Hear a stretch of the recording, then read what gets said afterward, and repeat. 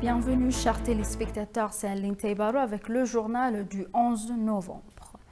Les rapports d'Amnesty International sur les atrocités commises par les terroristes TPLF doivent être condamnés partout, a exhorté le service de communication du gouvernement. Dans une déclaration qu'il a publiée, le gouvernement a dénoncé à plusieurs reprises que les violations des droits humains commises par le TPLF dans les zones soumises à ces attaques. Bétaïa Souciarit a plus. Le rapport actuel d'Amnesty International révèle également que commettre des violations des droits humains et le caractère du groupe terroriste, a-t-il noté. Amnesty International a publié un rapport rédigé après avoir interrogé des femmes victimes des violations et des droits humains perpétrées par le TPLF dans les zones qu'il occupait dans la région d'Amara. Les victimes ont déclaré à Amnesty International que dans la région d'Amara, en particulier dans la région de Nefas Moucha, des membres du groupe terroriste TPLF ont commis des actes inhumains de viol collectif sur 16 femmes. Les victimes qui ont publiquement accusé Amnesty International ont signalé que des militants du TPLF les avaient menacés avec des armes à feu, pillé leurs biens et violé un groupe de femmes. Les petits-enfants ont exposé à ces horribles actes de violence et doivent faire face à des blessures éternelles. Le rapport indique que des membres du groupe terroriste ont mis le feu à diverses installations, dont un centre médical. Le groupe terroriste, qui fait des ravages à Nefas Moucha depuis 9 jours, a violé plus de 70 femmes. Amnesty International a confirmé que les victimes avaient informé les responsables régionaux de la situation. Si la communauté mondiale avait œuvré pour arrêter ce groupe terroriste, après le massacre sans précédent commis à Makaïdra, les souffrances décrites dans ce rapport et les tribulations tacites auraient pris fin, souligne le communiqué. Le terroriste TPLF a commis des crimes qui ne devraient pas être commis contre l'humanité dans diverses parties du pays. Même si tardivement diverses institutions le révèlent, ce rapport a été rédigé dans des zones qui étaient auparavant occupées par le groupe terroriste qu'il a dû quitter après sa défaite. Selon le service de communication du gouvernement, il y a encore plus d'actions inhumaines commises dans les territoires qu'il occupe actuellement. Les organisations de défense des droits humains ont la responsabilité d'élargir leur enquête et de signaler cet acte odieux au monde, a-t-il souligné. Les Éthiopiens doivent s'unir pour arrêter ce groupe terroriste qui est l'ennemi de l'humanité et la communauté mondiale doit condamner leurs actions, a exhorté le service de communication du gouvernement. L'attaché de presse Bileni Suyum a souligné que les cadrages des médias internationaux ont des intentions malveillantes contre l'Éthiopie. L'attaché de presse qui a été interviewé par CNN a déclaré que CNN avait par exemple couvert le conflit dans le nord de l'Éthiopie au cours de l'année dernière d'une manière très partiale et détachée du contexte. Elle a également souligné que le récent reportage du réseau d'information selon lequel Addis Abeba était assiégé par le terroriste TPLF et son allié a provoqué une énorme panique parmi le peuple éthiopien. Un exemple récent est l'hystérie que CNN avait provoquée la semaine dernière comme si Addis Abeba était assiégé, envoyant un message mondial que la ville est sur le point de s'effondrer. Nous avons souvent partagé qu'il semble que l'Éthiopie traverse ce qui ressemble à une campagne médiatique coordonnée pour ternir l'image du pays. Elle a en outre noté que le cadrage mal intentionné de CNN avait terni l'image du Premier ministre Abiy Ahmed et de son administration. Des médias comme CNN, New York Times, Washington Post et Reuters en particulier, ainsi que d'autres ont souvent choisi de diffuser un récit déjà négatif et biaisé, manquant de nuances importantes, a souligné l'attaché de presse.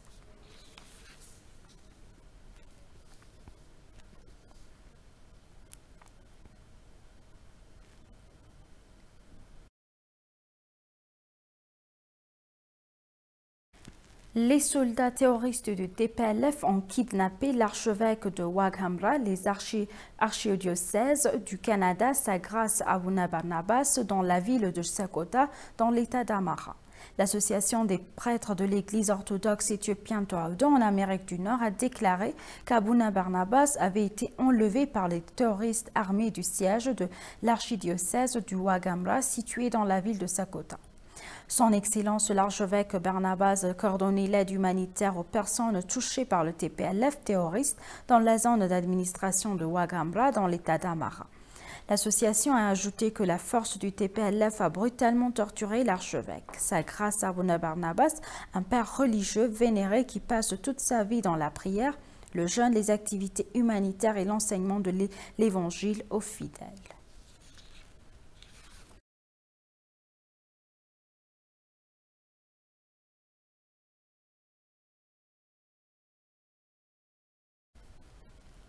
Israël a promis que si l'un des émigrants éthiopiens transportés par avion vers Israël ces derniers mois, lors d'un conflit dans le pays, s'avère avoir commis des crimes de guerre, ils seront renvoyés à rapporter la 13e chaîne.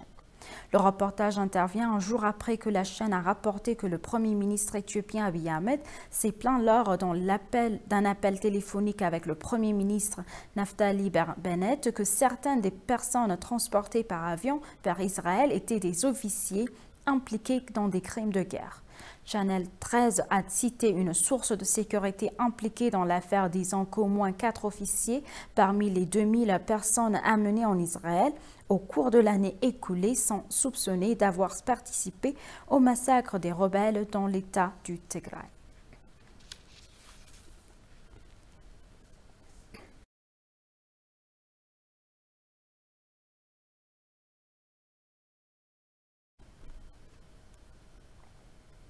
Le traité portant création de l'Agence africaine des médicaments est entré en vigueur en novembre 2021, a annoncé la Commission de l'Union africaine.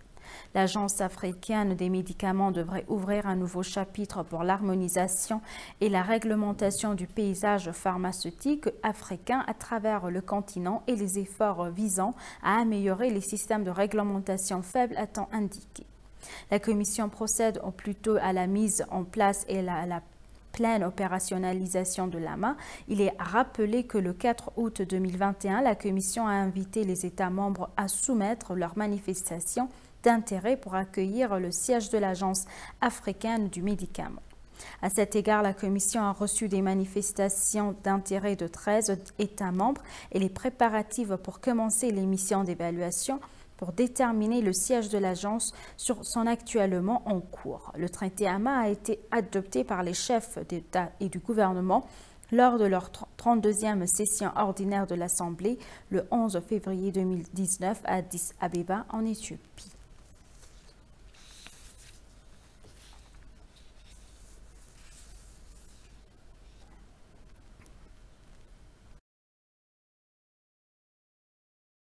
Une campagne visant à tenir le terroriste TPLF responsable du massacre odieux de Maïkadra à base ethnique devant la Cour pénale internationale devrait être lancée prochainement selon l'administration de la ville de Gondar.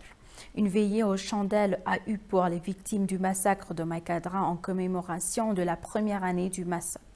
Le président du conseil municipal de Gondar, Tsagaw Zazaw, a déclaré à l'occasion que l'acte était un massacre ethnique bien planifié qui émanait de la haine des terroristes du TPLF envers le peuple d'Amara.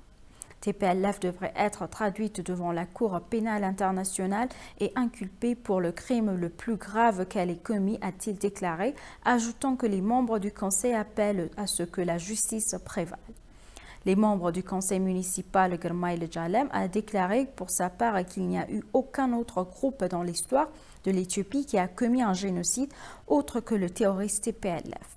Non satisfait du massacre de Maïkadra, le groupe terroriste a commis des atrocités similaires à nord du Gondar, à Afar, Wallo et au sud de Gondar, a-t-il ajouté. Girma a noté que les efforts doivent être intensifiés de manière coordonnée et organisée afin de tenir le groupe terroriste responsable du massacre odieux des personnes innocentes à la Cour pénale internationale.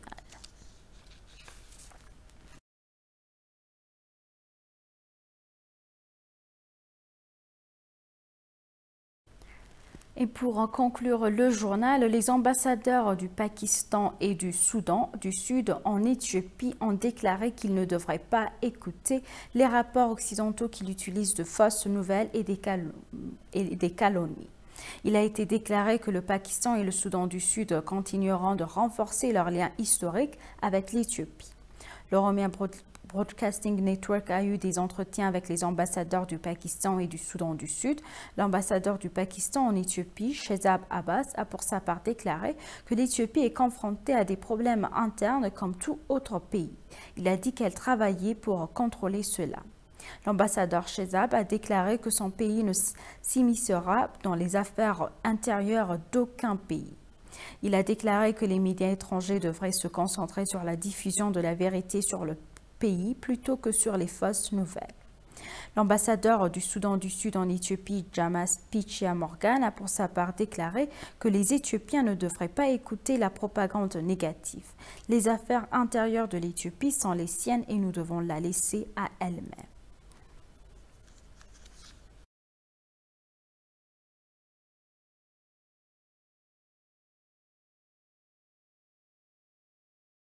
Chers téléspectateurs, nous vous rappelons les titres principaux.